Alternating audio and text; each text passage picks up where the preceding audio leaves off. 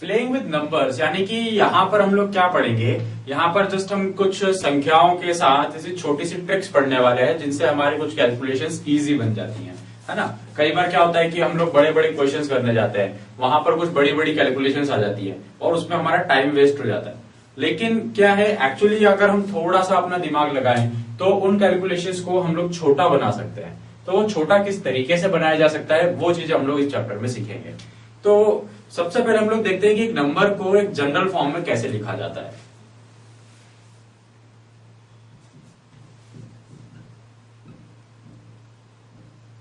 संख्या का व्यापक रूप, यह व्यापक रूप को हम लोग कहते हैं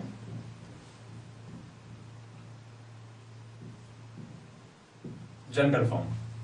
तो किसी संख्या की जनरल फॉर्म यानी कि उसका जो व्यापक रूप है वो क्या होगा, वो एक्चुअली उसका विस्तृत रूप है। जैसे विस्तृत रूप में यानी कि गुणा और जोड़ के रूप में हम उस संख्या को लिख सकते हैं।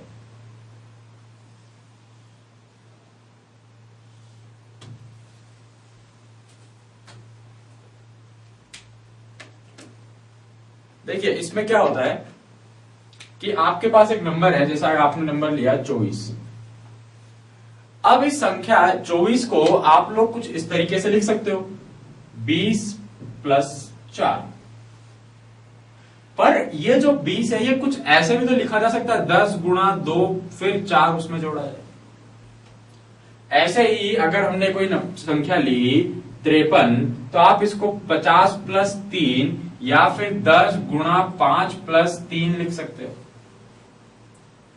और कोई संख्या ले लिया आपने 64 तो इसको 60 प्लस 4 यानी कि 10 गुणा 6 प्लस 4 लिख सकते हो। तो ये सब काम हम इसमें कर सकते हैं। अब इसका क्या मतलब हुआ, देखिए आपको जो संख्या मिल रही है उस संख्या की अगर इस नंबर को A और इस वाली संख्या को B मान लिया जाए, पहले नंबर को A और दूसरे वाले नंबर को जो है B मान लिया जाए, तो हम लोग यहां कह सकते हैं देखो ये 10 गुणा A प्लस B।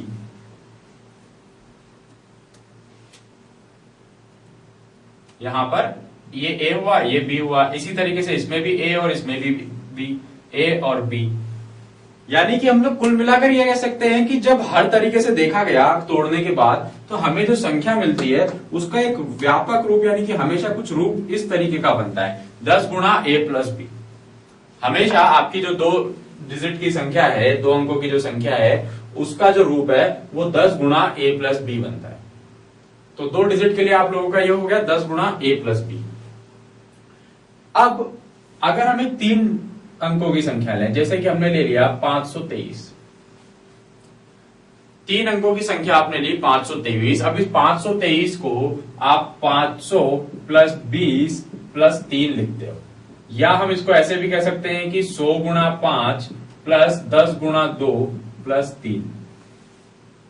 अभी विस्तृत रूप में हम लोग लिख सकते हैं 100 गुणा 5 प्लस 2 गुणा 10 प्लस 3। तो ये हुआ आपके पास 500, ये 20 और ये 3, तो 523 हो जाएगा। ऐसे ही एक और संख्या ले लेते हैं 624। तो इसका क्या हो गया, ये हो जाएगी आपके पास 100 गुणा 6 प्लस 10 गुणा 2 प्लस 4। यानी कि अगर हमारी संख्या A, B और C हो, हमारी संख्या के जो अंक हैं वो A, B और C हो, तो हमारा जो आंसर आता है वो 100 गुणा A प्लस 10 गुणा B प्लस C करके आ जाता है।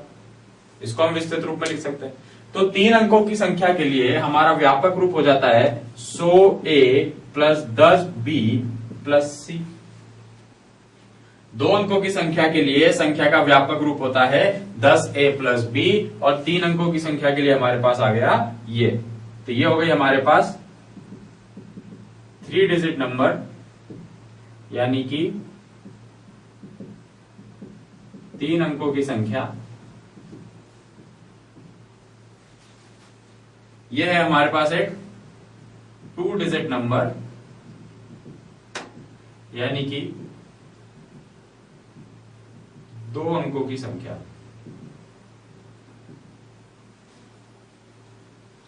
तो अगर हम लोगों को यह विस्तृत रूप लिखना आता है, फिर इसमें हम लोग क्या कर सकते हैं, अब आपको कहा गया कि ये जो है दो